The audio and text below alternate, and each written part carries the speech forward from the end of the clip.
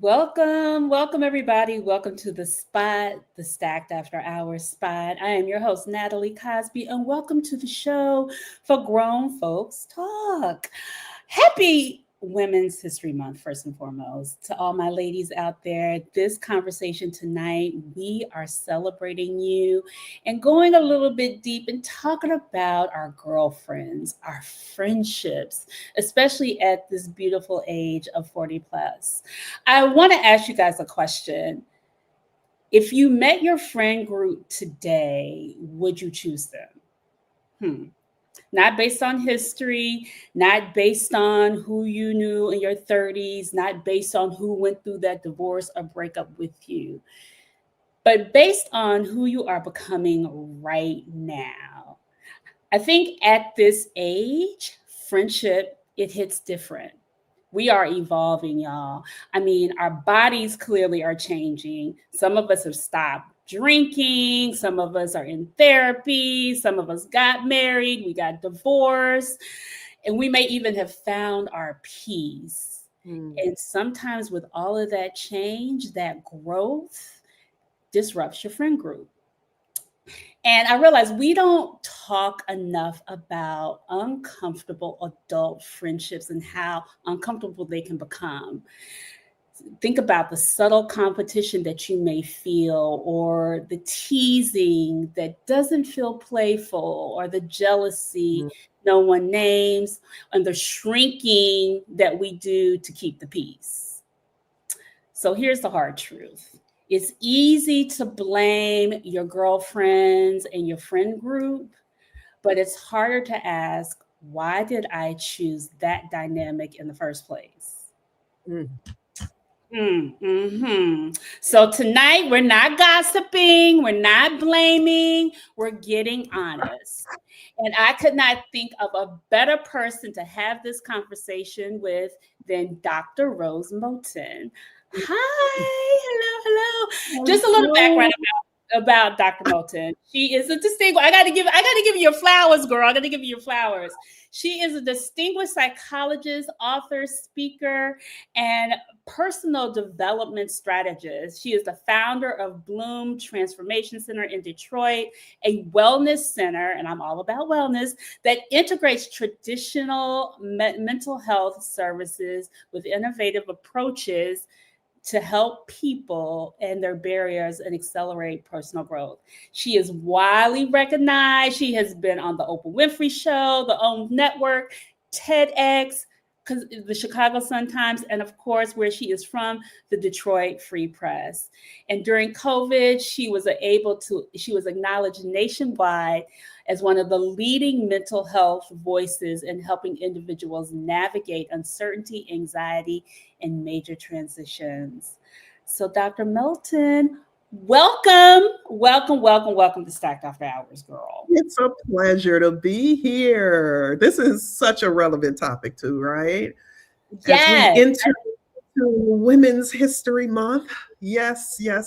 So thank you for having me. Thank you for having me on this amazing platform. This is what we need to kind of just distract us from so much of what's going on in the world, to have something that's going to actually enrich us. So I'm here for it. It is absolute. There's so much craziness. And sometimes it's funny because I always go to my girlfriends when I have angst and things are just don't feel right with the world, or they don't feel right with me. And I'm always wondering, like, people ask me, like, why do you need these friendships? And I think that's a bigger question. Like, why are women's relationships so essential for us? Yeah. Well, we know just because we've been involved personally with it, but from even a clinical standpoint, science shows, there's a term in psychology called tend and befriend.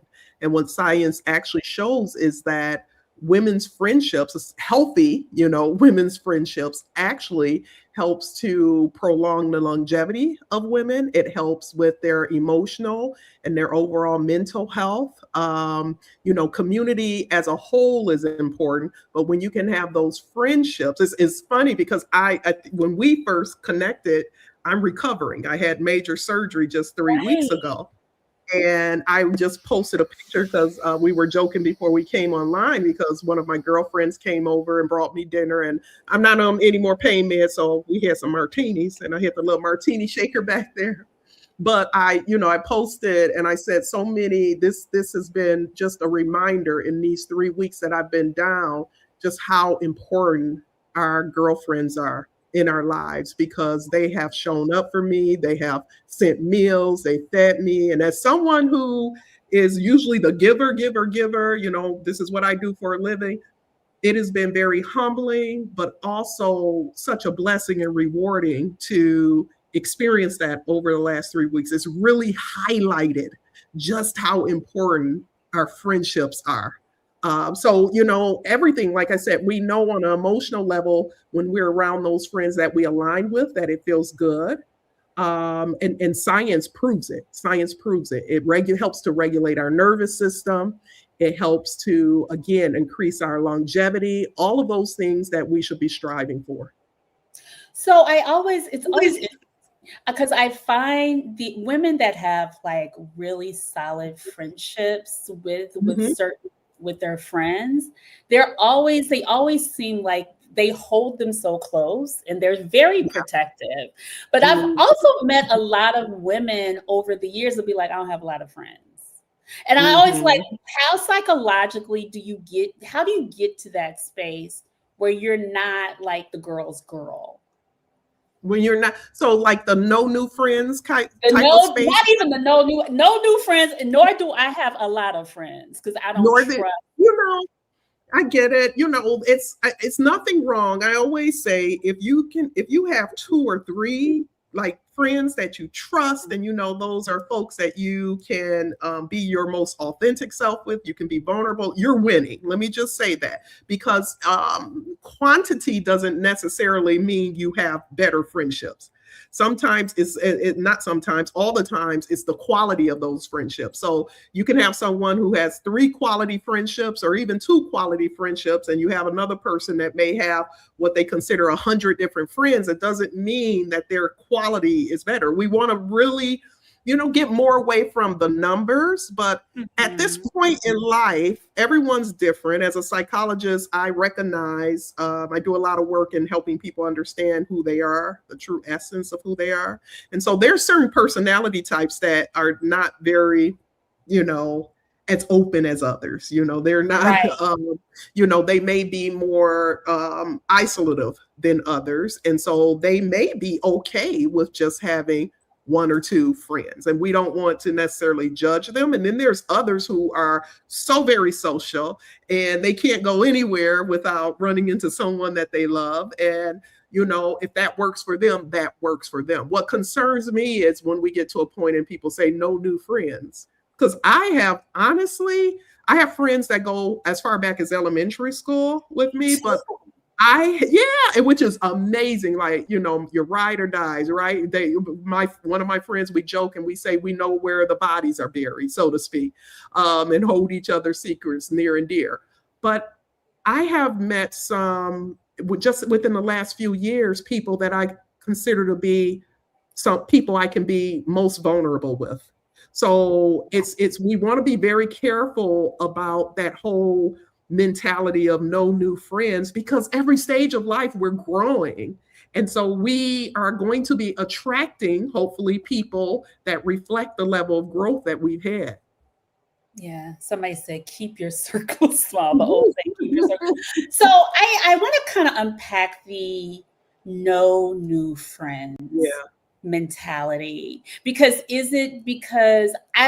sometimes I feel like when I hear that, is it like you've been burnt? Are you, is it just like, I like where I'm staying? Because I do feel like, I know for me, I've met people over the years that I just connect to, and I want to learn more, because I realize also that relationship helps me learn about myself. Yeah.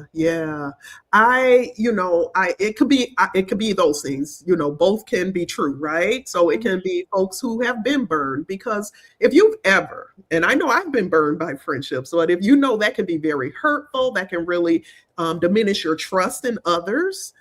So you can understand that, but we can't allow someone's level of immaturity or someone's lack of integrity prevent us from really plugging into the fullness and richness of what connection does for us. So that very well could be true.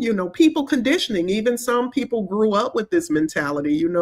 I meet a lot of women and met a lot of women in my practice over the years that grew up in households where they couldn't even have friends over, where they never went to sleepovers, where they never experienced, at an early age, like I'm talking about, those friendships. And so these individuals may just have an inherent distrust of others. I always, as I said in the beginning, you want to challenge yourself with that no new friends mentality. Also challenge yourself another, and you may be going there, so I don't want to jump ahead, but I know women over the years to say, I'm better friends with men than women. Yeah, girl, please. Can we unpack? Wait. Can we unpack that? Like, I have girlfriends. They may have like 2 or 3 friends, but they have most of their friends are with men. Yeah. And I'll be like, I can't with all the women. We're catty, we're this, we're that, we're this. Yeah.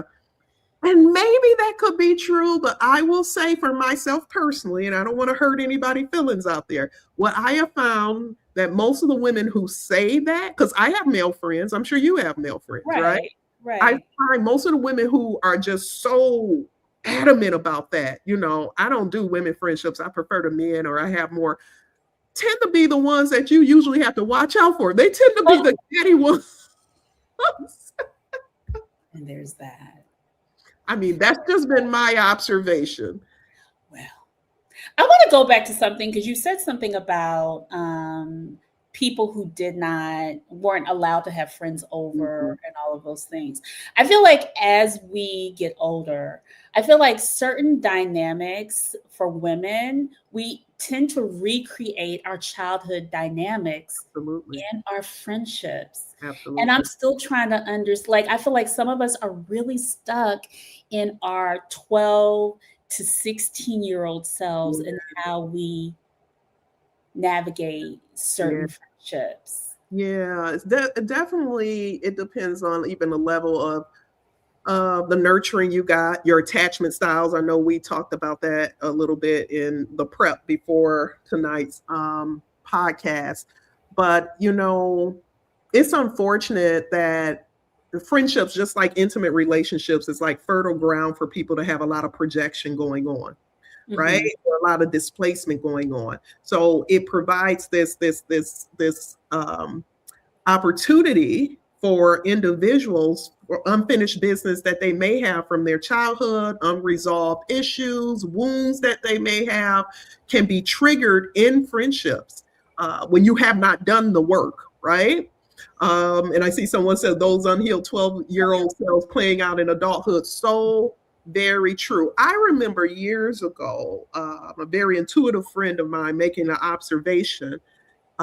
She had come to one of my retreats, and she'd seen me in other settings as well. And she said something that I had never considered before, but when she said it, I was like, oh my gosh, that is so true. She told me she said, you tend to attract women who have just mother wounds. What does she mean? Okay. So I've had some friendships in the past. It was the dynamic, because I'm a mom of 4, all my children are adults now, but you can imagine in my 20s when I had my first son when I was just 20, but I had, 4 kids by the age of 31, 32. Okay. And what I realized is a lot of these friends saw me mothering my children, in a loving, consistent way. And if they did not get that growing up, it could be triggering to them, where I had friendships where people would say, well, you're not showing, if you're a mom of 4 and building a business and doing that, you can't be there every beck. Right. I started to realize after that observation was made, it started to make so much sense, because the things that I'm like, why is that such a big issue, or why is that triggering for this person? I realized it had nothing to do with me. It had everything to do with these unhealed wounds really being triggered by watching someone who was being, that archetype of a mother, consistent, Right. loving, supportive. And if a person did not get that, that can be very unsettling to them to be surrounded by that. That's not everyone, because we have plenty of people who have done the work to repair their wounds, to work on healing their wounds, to recognize the triggers and not be triggered by that. But that's something you have to definitely consider.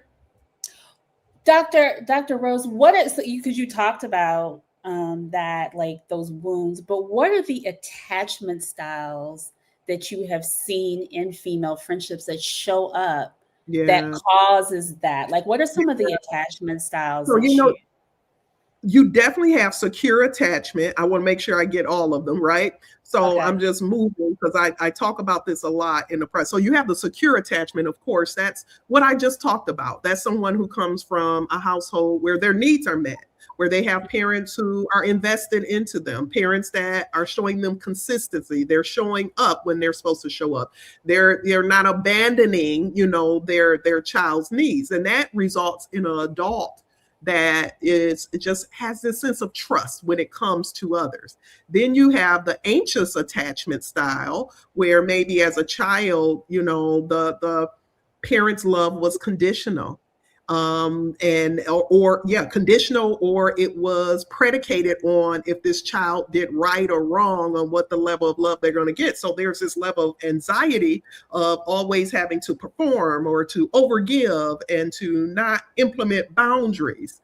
Then you have avoidant attachment styles, and these are the people who just, you can't get close. What comes to mind, I remember years ago in friend groups when we were younger, and I had a very, more sizable probably, where we would get together in our 20s and go have brunch. And there would be, how we share as women, and we're sharing what's going on. And then there would be that one person who never shares anything about their life, anything about, what's going on, but is always taking in information from everyone Right. else. Kind of like a collector. Kind of like a collector. And the more you observe that, the more I started to realize that, just how that person's upbringing really shaped that type of interaction, of being kind of very secretive and protective. And, you don't want to share everything with everyone. We know that. But in friendships, there's an expected reciprocity that goes on. I'm going to be a little vulnerable and trust you with this. You, in turn, be a little vulnerable, because after a while, I started saying, I'm not sharing. I'm not sharing anything with you because you don't share. Yeah. So, but all of that goes back. Everything goes back to, those early formative years and the impact that our caregiving, our primary caregivers gave to us. It all goes back to that. And again, it's not written in stone. If you came from, unfortunately, a dysfunctional household, or parents who were not consistent in their nurturing of you, it does not give you a life sentence of any of these detrimental ways, because we all, once we become adults, we have the opportunity to do the work to heal from that, to do the healing, and to incorporate appropriate coping strategies. So when those triggers do come up, we don't have to allow them to take over us. Yeah. I know I come from a big family, and I think my attachment style is something, I feel like they fall between wherever I was in my life. Sometimes it's very secure, because I think I've always been a person that has connected people, but then some of my insecurities come out and they show up. I don't necessarily think I was avoidant, though. Because I was always sharing, or probably oversharing sometimes. But I always wonder, like, when you get into those connective styles and you're in a friend group, I Mm-hmm. feel like sometimes there'll be drama, sometimes there'll be competitiveness coming up Yeah. as you start to kind of navigate it, and you end up staying in it. And I think it just starts to be like, oh, this is how we function. So why are some of us are just really connected to those competitive and dramatic friendships? Yeah.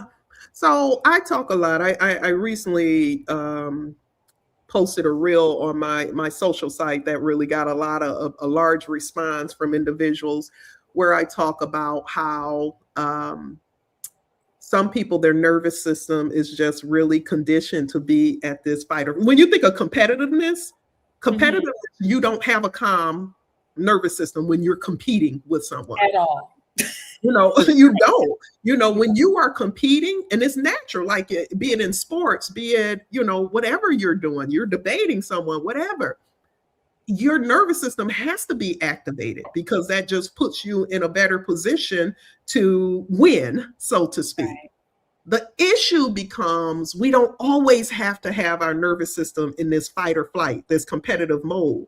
But for some people, it's their baseline, because they grew up in an environment of going back to, some people like, why do you keep going back to childhood? Because childhood really does imprint a lot on us. But if you grew up in an environment where it was highly competitive, like I said, you had to compete for your parents' attention, or you had to perform to even get the basic love that every child is entitled to, that just doesn't go away because you're outside of that household. You now are transferring that behavior into your friend groups. And, there are some friends that you will find, let me just say this, those people who like to keep up the drama, they will find and attract other friends who like to keep up the drama with them, because now they're vibrationally aligned. But when you have others in that friend group, because I consider myself as a person, I like a calm nervous system. And so if I'm around folks and they're always wanting to bring up the past, or do you remember when you did this, or you remember when that person did it, I already know this is someone who cannot deal with calm, and they're bringing up stuff from the past, or they're making little microaggressions or saying little things just to disrupt the calm that's in the room. Because for some people, calm does not feel safe. For me, calm feels safe. For other folks, what feels safe or normal to them is the drama, the Right. accelerated nervous system. Yeah. Right. So why do some people repeatedly find themselves like in those unhealthy or I guess disruptive folks with that disruptive nervous system, unhealthy friendships, and what should they be examining in themselves? Yeah, first they have to recognize there's a different way, right? They find themselves repeated in them because anything we do often enough becomes our norm. So if for so long your nervous system has been in fight or flight, which is now your baseline, that's your norm. So that's the only thing you're seeking that out in relationships, friendships, what have you, situations. These are the people that will always, if you actually see their algorithm on social media, it's probably fights, it's probably stuff that just, for me and you, would probably disrupt our nervous system, but it becomes their norm. If you don't know that there's a more healthy norm, you're not going to seek it. So the first thing you have to do is recognize it doesn't always have to be like tense or anxious or accelerated or competitive. It can be calm, and that's a beautiful place to be with your nervous system. So first you have to recognize, and sometimes people don't, or by the time they do recognize it, they have shattered or damaged friendships irreparably. That's interesting. I always wonder, like, is it you are what you attract, or is that energy just being always, you're pulling it in and you're Yeah, embracing it, yeah, because it yeah. also kind of helps us distract ourselves from what we need to work on. Yeah, No. it does. It definitely does, because we are, and this is science. It may sound woo woo to folks, but we are energetic beings. Science is increasingly, especially like quantum physics, showing how we are magnetic beings. So each and every one of us carry a magnetic field around ourselves. So whatever, and you, when I talk about the nervous system, because I'm huge on nervous system, even at my center, one of our biggest offering is we do sound bath meditations because that helps people balance their nervous system and regulate it and things of that sort. And so what we do know is that, we are magnetic beings. And so our nervous system, by definition, when I talk about the nervous system, I talk about the CNS, the central nervous system, which is your brain and your spinal cord. Literally, that's just a bunch of nerve cord, so it's energetic, running through our bodies. And so if we're always like this, even if you don't see it, because a person could be sitting here very calm, paying attention to you, but inside it's stress and it's tension going on, and that is being magnetized out, and you are attracting that into energy. Your life. Yeah, you're attracting that energy into your life. And something as simple as flipping the switch and deciding, I want to see what it feels like to be calm, can change your life in record time. It really can. I want to move us forward into really examining healthy and unhealthy friendships. And I always feel like emotional maturity is always that theme, like the growth, especially now that we're like 40, 50, approaching 60. Like I said, I see some of us still in our 12-year-old 16 selves, even at 40 and 50. But can you define, because I've always been like, I'm emotionally mature. And then I'll do something. I'm like, Natalie, you just shouted at that friend, which was not warranted, and you just went off. Like, what are traits of just a healthy friendship in general? Traits of a healthy reciprocity is definitely important. It's also, for you to have a healthy friendship, there has to be a sense of knowing yourself. By definition, emotional intelligence is how well do you know yourself? How well are you able to manage your emotions? And how well do you know others who may approach life from a different perspective than you? Understanding everyone does not view the world through the same lenses as you do, but respecting and honoring and being intentional about understanding what their worldview is, even if it's not like yours. So for a friend, we don't need our friends to be just like us. That really doesn't help for growth. It's okay to have friends who are different, be it different ethnic groups, backgrounds, religious backgrounds, even, whatever those differences are. It doesn't mean you have to agree with everything they agree with, but what is important and what defines just emotionally healthy friendships is your ability to kind of just, as they say, empathize or put yourself in your friend's shoes to see things from their perspective. Because we've all had friends, we've been that friend that our friends have said, girl, I can't believe you're doing that. Or, that's not a good look for you, but not to necessarily judge, right? To understand the whys behind. I tell people all the time, I don't care how crazy a behavior may seem, there's always a why behind it. And if we can understand why someone is behaving that way, then we have a better understanding of them, and we can show up better as a friend to help them navigate that. So you may have friends who grew up in a domestic a household that had domestic abuse in them. They're going to show up in relationships in a certain type of way, be it intimate relationships or friendships, because they've had a different experience than maybe you have. I grew up with, both parents in the house and pretty much a stable childhood until my father became ill when I was 12. But those early formative years, just, beautiful. You understand? Right.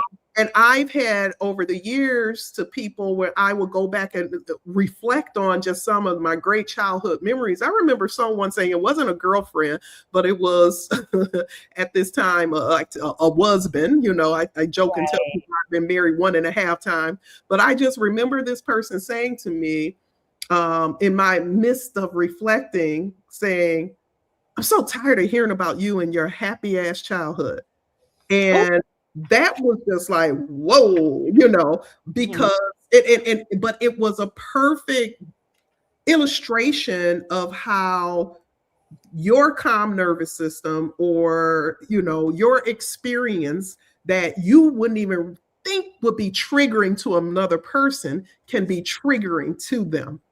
And so it's important for us to just understand, even with our friend groups. You think about, I don't know why this just crossed my mind, but I want to put it out there, because I've had friends upwards of 20, 30, 40 years. And I just remember about 10 years ago, a friend that we had been friends at that point for about 15, almost 20 years, and them finally sharing something with me that they'd never shared before, but it helped me to understand them so much more. Now, it just took them that long to do it. No judgment, but it's, because maybe they didn't feel safe enough or vulnerable enough to go there. But we have to understand, so many of us, even if we're showing up looking good, smelling good, we got the degrees, we got everything that looks all good on the outside, so many people are still struggling with a lot of eternal distress and disruption that we may not even realize. Hmm. You know what? I've been in this space, and I've had a couple conversations with girlfriends about alignment, and Mhm. you are going through a transition. I think we actually probably somebody had a question about this earlier. It was on the thing. Um, like, how do you show, yes, how do you what do you do when the compassion that you have for someone, thank you, Val, Yeah. um and you can tell that they're unhealed in various ways, and consciously uncouple, or do you address the situation, or do you just or do you go into silence? And I think this happens a lot when we are Mhm. going through our own transformation, and we are Yeah. trying to heal ourselves and get right with ourselves. And when you start to make that change, your friends ain't always up for that, because they No. connected with you in a different way. So Yeah. how do you deal with that? Yeah. First, you got to understand your growth will disrupt the system. Right. Your growth will disrupt the system, because and it's because we have these, as you were talking at the beginning of the show, these defined systems. That's the loud friend, or that's the rowdy friend, or this is the friend that holds our purses when we go out, whatever. Right. Anything that comes in, any type of growth or change can disrupt that system, and everyone doesn't like change. So even if that person who's doing the growth is excited about this expanded awareness that they have, everybody's not necessarily going to be excited for them. But again, when you talk about the tenets of a good friendship, a good friend celebrates the growth in their friend. They don't want to jeopardize or sabotage it. But what sometimes happens is that the jeopardization or the sabotaging of something, and oftentimes it's unconscious. They don't even realize it's going on. They're just trying to reestablish this balance, or this like harmony and frequency or alignment that they've been used to. Because when you grow, and I'm Hmm. careful about doing this because it's not like this is better or this is worse, but Right. we're just going to do this, right? But when you grow and the other person is not at that point that they want to grow, there's some disharmony there. And so, in any relationship we're in, and I'm using this, I talk about this in my book, Bloom 7 Steps. In any relationship we're in, be it friendships, be it romantic, intimate relationships, we want to seek harmony. So, when there's some disharmony, the options are that this person either grows and comes here, now we're in harmony, or this person here returns back to that alignment that they once enjoyed. And I can tell you this, it's so much easier for this person to do this than that person to do this. Or can you Which do this? Can you you just, definitely can do that. I Look, mean, I I just, feel like, but the funny thing is Dr. Rose, and I think I've had people separate from me because probably I was in a toxic space. That happened to me like Yeah, in my 30s. She was just like, I yeah, can't do you no more. yeah, And I yeah, was yeah. hurt, but I understood Mm, where, because I overshared some things, and that's made me steadily stop. There's certain things people don't always want to hear. yeah, And then that happened to me recently where I had to, I was just like, and it wasn't that she was here or here. I just felt like in alignment. it wasn't in alignment. Yeah, it wasn't in alignment. So yeah, you definitely can do this, okay? And that can be one of the most healthiest things you can do.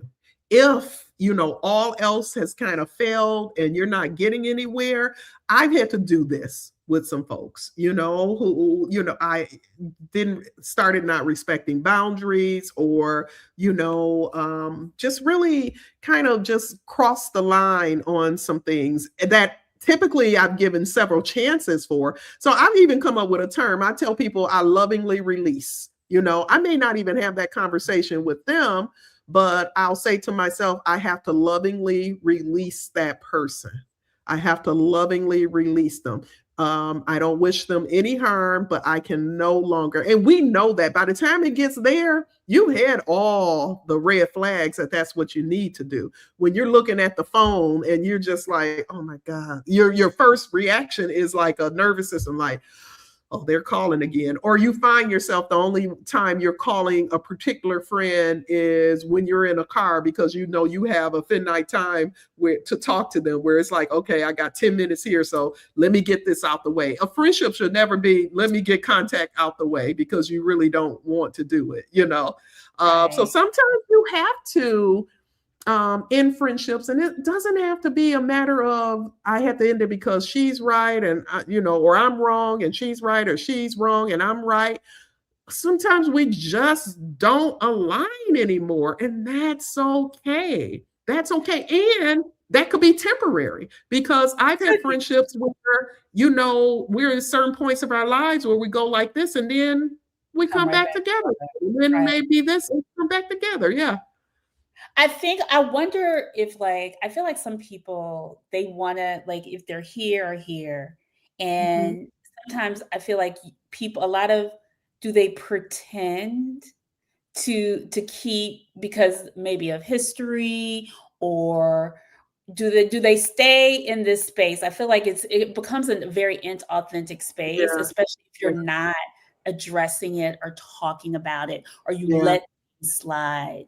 And I always Yeah. like, what are the red flags when you are going through this that we Mhm. often ignore or just sweep under the rug? Yeah, so the red flags can be, like I said, you notice your nervous system is Mhm. kind of disrupted when you are dealing with them, right? You see the phone call and you're just like, where is this going to take me? Because you don't expect to feel good after that phone call, right? That's a red flag. Another red flag would be microaggressions. So, the little jokes that people say that are offensive, but it's supposed to be, oh, I'm just kidding. The microaggressions, the projection, things of that sort. There's so many. Like I said, by the time it gets to a point that you are one of the questions there, I love that where she said consciously uncoupling or unfriendshipping with Mhm. that person. By the time it gets there, you've collected ample evidence, typically over the years. When I think about, two of the friendships that these are people I still love to this day, but I just had to release. This was not a knee-jerk decision. This was years of kind of giving people chances, having the conversations, establishing your boundaries that repeatedly were not respected. And, as a sign of self-care for myself, I knew what I needed to do. I couldn't do that. Some people, as you said, will stay in these things forever because maybe they were conditioned to believe, the quantity of years you've been, y'all been friends for 25 years. You can't let that go, and it's just like, you don't ever fool yourself to stay in something because of the quantity of time or quantity of years that you've been in that. That's not good self-care. That's not really advocating for, your well-being at that point. So, just be honest enough to recognize the red flags, but also be brave enough to broach it with the friends when they cross lines with you. And if you're the one who crossed the line, be open enough to not be defensive when someone or a friend comes to you to want to talk to you about how you may have made them feel. So I always want to dive into this topic, and I think it's gossip and cattiness. Girl, the gossip and the cattiness, and I know this probably goes back into the unhealthy thing. Is gossip always toxic? I don't think it's always toxic. You I know, think with our girlfriends, come on now, we can't I have mean, girlfriends. A little gossip. I It becomes toxic when that is. So this is a perfect example. We have, you got your girlfriends where it's like, girl, did you hear about this? And it's just like, that's what you do. But that's not the majority of what you guys talk about at all. What I've had friendships over the years where I learned, and in full honesty and transparency, I can remember probably in my 20s, early 30s, just at periods in my life where it was some toxic stuff I was dealing with, and I probably was presenting, more yeah, toxic, and I was able to kind of connect with these people. And then as I started kind of growing and getting more in my spirituality and releasing the stuff that didn't work for me, that's when I started noticing, dang, our whole conversation is based on talking about other people. And as I was growing and not wanting to do that, that friendship started to fracture because they right. still wanted to kind of just stay in that space of calling to talk about this person and that person. When you start growing, when you start really honoring yourself, there's no room to have the whole foundation of a friendship built on the toxicity of talking about other people. That But a is little true. bit of gossip every now and A then. little bit, We maybe a little bit of 10%, gossip. 10%. Right. Because I think it comes into the conversation. I mean, because it is. I've had those friendships where it's just been gossip. And I was just like, this didn't This eventually doesn't feel good. right, Yeah. eventually you wake up and be like, girl, oh, how are you doing? And then Mhm. you be like, okay, there may not be anything to talk about, right? Because Exactly. Yep. right, Yep. and then you go right back to talking about, well, girl, did you hear blah blah blah blah blah blah. Mhm. I feel like gossip is only good when you are including yourself in the gossip. Mhm.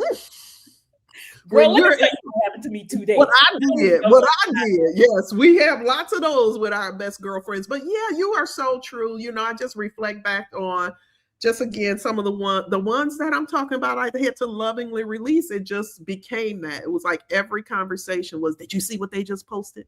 Or did you see this? Or did you see what their outfit they're wearing? And it didn't make me, I didn't feel good going there. Like Right, you can, if we're all honest with ourselves, we can tune into our bodies and know how stuff makes us right, feel, right, right? right, Some people, that makes them feel good because again, that's become their baseline. But when you've done the growth, like I said, growth disrupts friendships if everybody's not on this trajectory of growth. So when you've done the growth and that no longer resonates with you, you have to make a decision. Are you going to allow yourself to kind of go back to what you've become accustomed to doing with these individuals, or are you going to stay steady on your course of growth? Because if you do, it's a good chance that those friendships will change or possibly even end. right. I But what's always coming in is going to be amazing. Yeah. Mhm. It's funny. I always wonder, like, when you do get into those friendships that are, a little bit rough, like, how do you like, you want them to, like, own it. You want accountability. Yeah. And how do you start to, like, make if you can you be a game changer to be like, how do I start to make this friend a little bit more accountable without them feeling shameful? And is Yeah. that even something you like when you're in a friend group? But I'm saying group, like more than even just one friend. It could be a multiple of friends. How do you what does that look like? How do you start to like change the trajectory within that friend group? Yeah, yeah. You want to be careful to express how whatever's going on made you feel. So you don't want to come in like you're the authority, the moral police, right? Right. Right. So you want to really be very intentional about how you perceive something and how it made you feel. You want to have that conversation. Um, and then it's up to them if they're going to do something about it. They may be defensive. They may say, I don't care. They may say, this is who I am. Because we cannot create in someone else's reality. So we can't change them. We can't make them hold themselves accountable. What I think oftentimes happens is that we need people to agree with seeing things our way. And Yes. yes, that part. And so when That they don't agree that, oh, I can see how you felt that way, or you're probably right about it, then we get up in arms, you know? And we state our truth. We state how we're feeling, you know, it's not a matter of being judgmental about them. And then it's up to the person if they're going to be receptive to that. I love the fact that when you were just like, you want that person that has to agree with you. Yeah. I feel like sometimes you want the choir. You want the choir. You're right. Yeah. Mm-hmm. You want the choir. You really, really do. How should women at our age really handle our conflicts when we get to this point where we're like, okay, girl, I'm not agreeing, but how do you even start to really approach the things that probably have been brewing for a while? Yeah. So number one, you want to release attachment to outcome, right? I say that to my clients all the time as it pertains to whatever. Can you talk a little bit more about that? An example. So when someone starts dating somebody, oh my God, how's it going to work out? Are we going to make it? I say release attachment to outcome. Take what, just take what you can learn or growth or whatever. So sometimes, when you are approaching a friend about something that you have an issue with, you may need it to turn out a certain way. You may say to yourself, I need this person to agree with me. That may not be the outcome, and that's okay. So you have to say, okay, what is my intention? If you, Natalie, I totally believe if we go into anything with the right intentions, we get what we're supposed to get out of it. It may not be what we hoped. It may not be, what we envisioned. But if we go in with the right intentions, we're going to get the data and the information and the response back that we need to get back. You go in loving with the right intention to a friend and you're telling them about how something hurt you and that friend dismisses it. Guess what? That's still valuable data for you.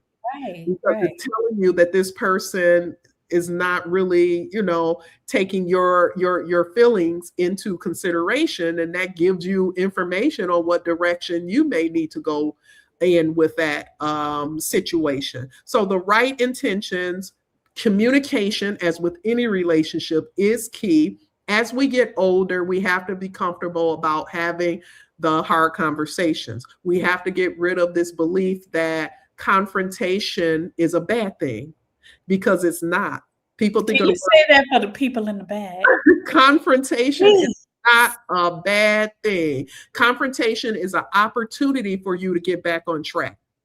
And so for so many people, they run from confrontation. You can never grow. If you have a friendship where you guys can't challenge each person with, confronting some hard truths, you don't have a friendship. That's not.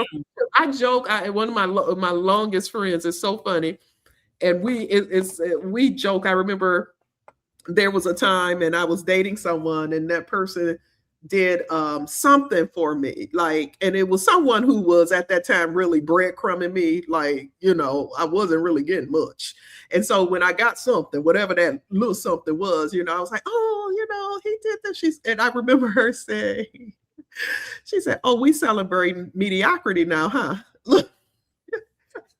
And there's that part. But see, I love that. I loved it too. I love when people can call me on my shit. Yes, She loved me. I knew it wasn't coming from jealousy, envy. It wasn't coming from any of that stuff. It was coming from someone who truly loved me and wanted more from me than, what she obviously saw. We knew each other. And so it's amazing how from her, I could receive that. But some other friends that I know, depending on that dynamics, it would have come off a different way because it may have been some different dynamics there. And it's so interesting because fast forward a few years, she found herself in a similar situation and she said something. I said, oh, so we celebrating mediocrity now. She was like, and she's like, damn, like you got me. I was like, but it's like iron sharpens iron. Right? It's like, and these people love you. They love you and they want the best. We know those friends who truly love us and want the best of us. And it's not about competition. It's not about holding you back. It's about really celebrating your wins like it's their wins. Can I ask, I always wonder, and I'll hear people like, I don't compete, I don't compete. But you realize like there's actually competition going on or there's envy going on, and you just may miss it altogether. Maybe you're not even paying attention like you should. But how does that even start in women? Like I always wonder, like, when do we start competing, especially if we're going through a change and we're changing together? I know like people are losing weight or they may be getting married or just certain dynamics are just shifting. Yeah. And y'all are growing, but y'all are growing together, but it feels like, oh, you're changing or you may be getting more attention. Yeah. So those specific examples that you just named, like losing weight or getting married, I've worked with enough clients and patients over the years where I've known folks, especially I could go back to the time. Remember, now we have Ozempic and all the GLPs, but there was a time early on in my practice where everyone was getting the weight loss surgery, right?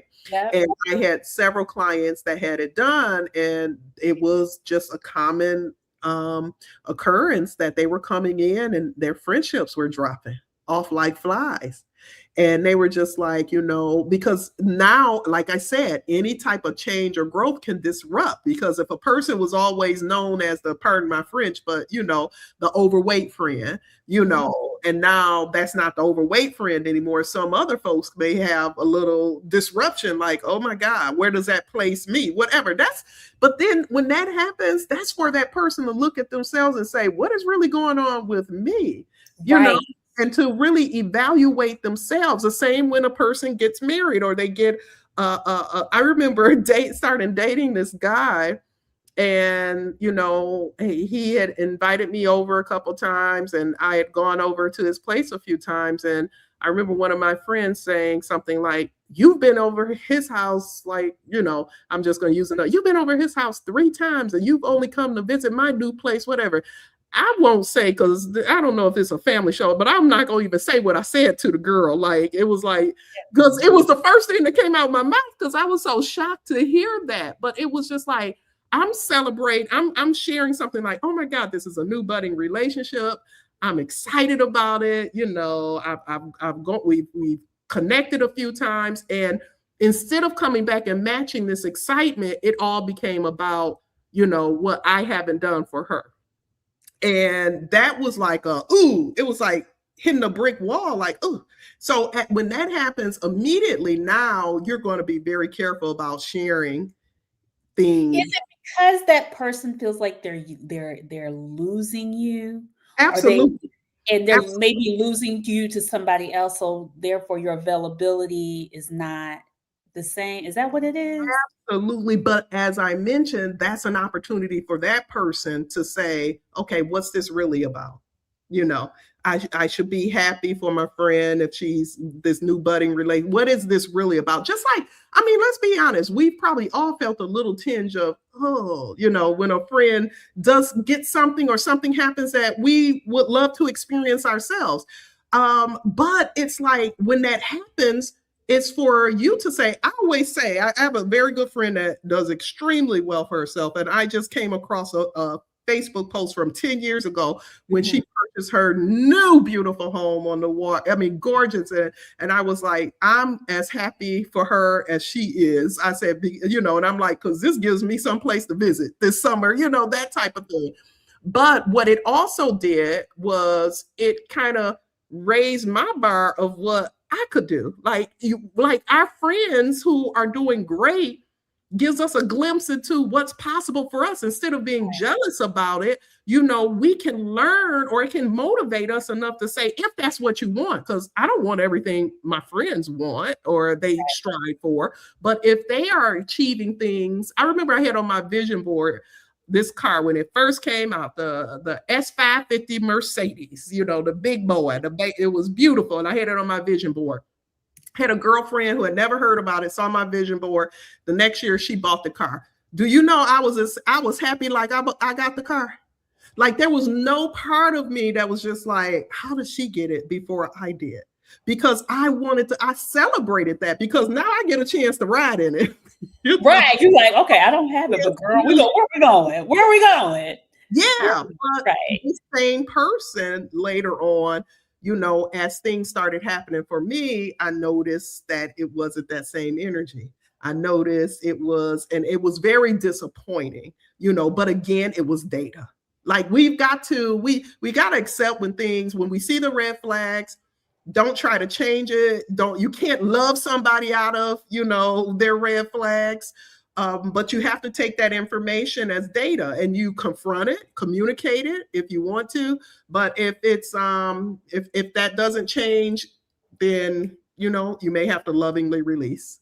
Yeah, I love that. I do. I'm always like, okay, what is my role? What do I need to do? How, I'm understanding like collecting data and how does it affect me? How do I feel? Do I miss this person in my life?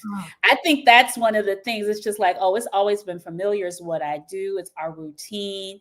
Is it going to be weird if it gets disrupted? It will be weird. It will be weird for temporarily. It will be. It's just part of the grieving because you're going to grieve it. You're going to grieve. It's like a break. You know what? I realized breaking up with your girlfriends. Listen, yes. It's like breaking up with. It's worse than breaking up with a man because you feel like. But I guess also because you like I've poured my heart out to you. Yes. Is it going to be? And I think sometimes women are like, is this going to be kept sacred or is it going to be weaponized against? And I've had folks to weaponize some stuff, which but what I was most proud of is that I knew stuff. I would not go to that level. Like, I say my birthday twin, Michelle Obama, say when they go low, we go high. So as disappointed as I am, I would never do that because I consider friendship sacred. But it will be weird, getting back to what you said, it will be awkward for a time as you grieve that, because it is a grieving. One of the persons that I had to lovingly release, about 8-9 years later, we were on a flight together.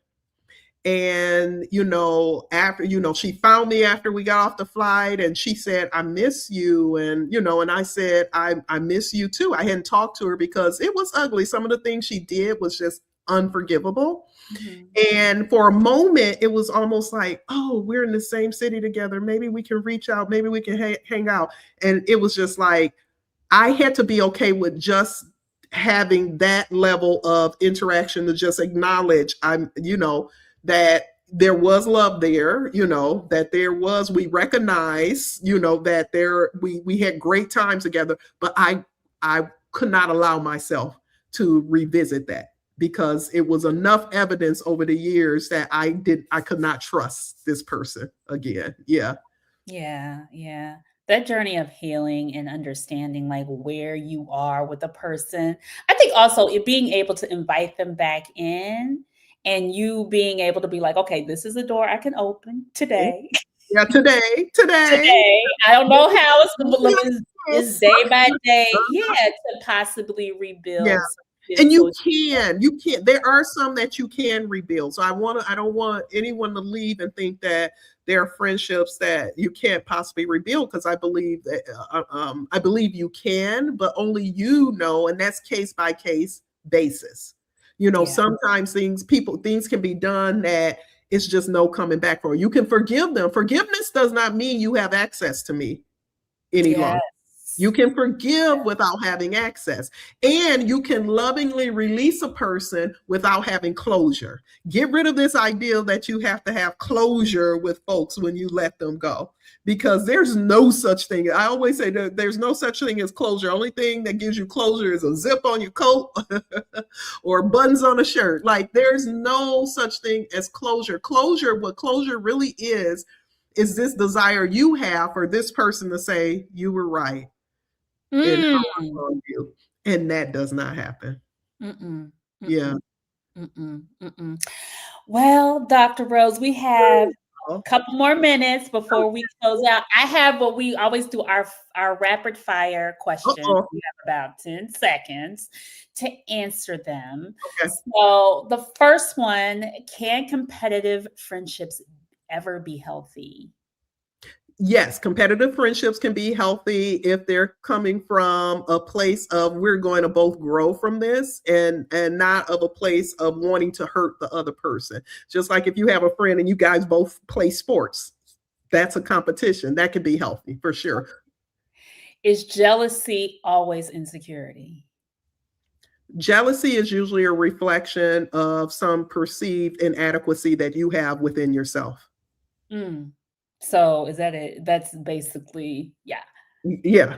Well, you said what was you said? Go back to the question again. I want to make Is sure that jealousy always insecurity? it is. It is. It's typical. Yeah, some insecurity that maybe you don't recognize or have not addressed within yourself.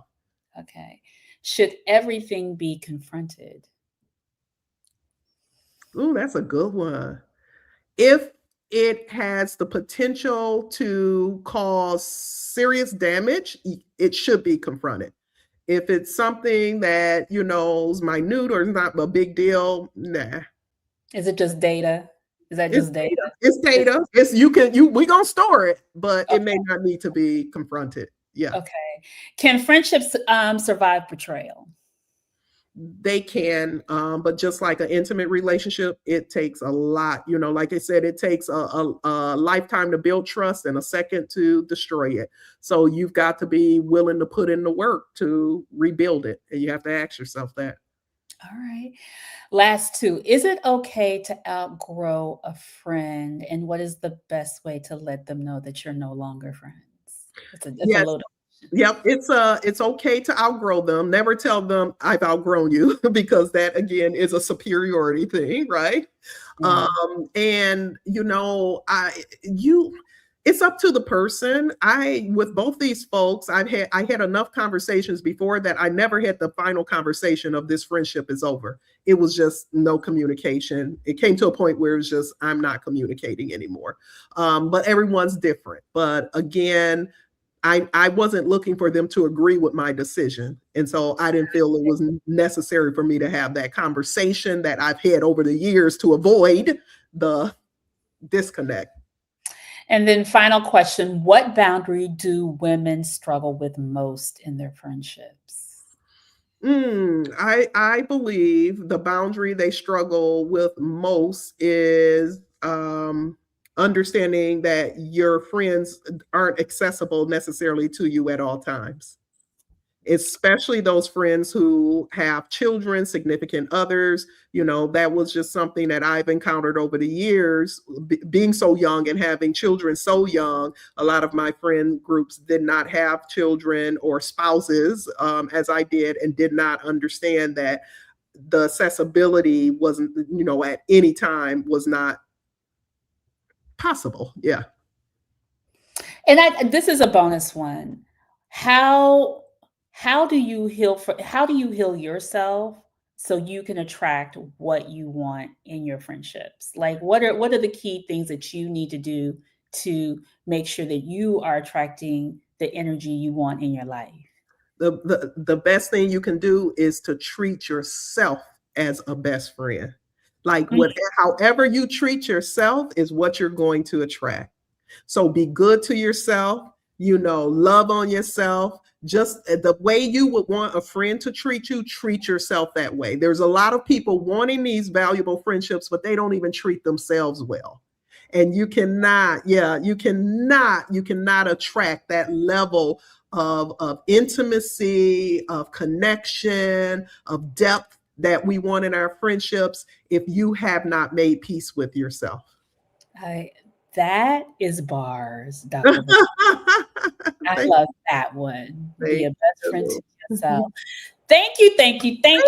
Bravo. I appreciate you. This was freaking amazing.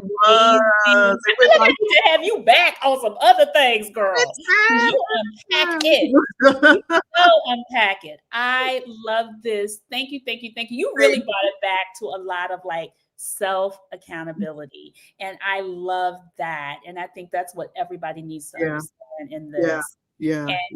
Especially at this age. It's not that we don't. I really do understand the point of alignment. I know that's even what I'm going through. So thank you so much. Thank you everybody else for tuning in. Follow Dr. Rose Moten. She is Moten. Yep. Moten. And that's my centers workshop, but I have mine as well, drrosemoten.com. Moten, like molten lava, but no L. Yes. Thank you. We'll see you guys next month. Happy Women's History Day. Spring is on the way. And I love you guys. You come into the after party if you want to talk a little bit more about this topic. Thank you, everyone. See you soon and have a great night.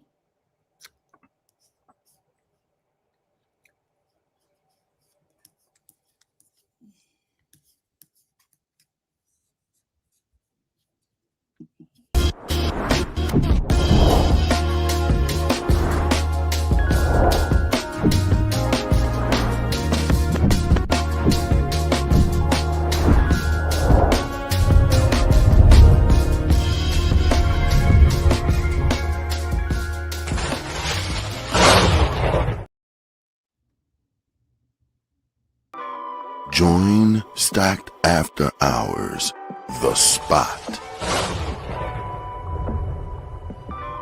where grown men and women gather to have candid, also honest discussions about the state of life, love, and more. The Spot is a hybrid of in-person and weekly virtual gatherings. Join our Facebook group and answer our daily questions. Subscribe to our YouTube for our weekly live talk shows and join us on Zoom for our talk show after parties for lively conversations with other opinionated, grown, and sexy professionals. Just search, like, follow, and subscribe to Stack After Hours on Facebook groups and YouTube. Also like and follow our brand pages at Be Stacked Wellness on Facebook and IG. So wherever you are, at home or abroad, pull out your laptop, tablet, or smartphone and join in the conversation with the members of Stacked After Hours, The Spot by Be Stacked Wellness. See you there. As you know, and if you are new to the Stacked family, we always keep our conversations lit and enlightening.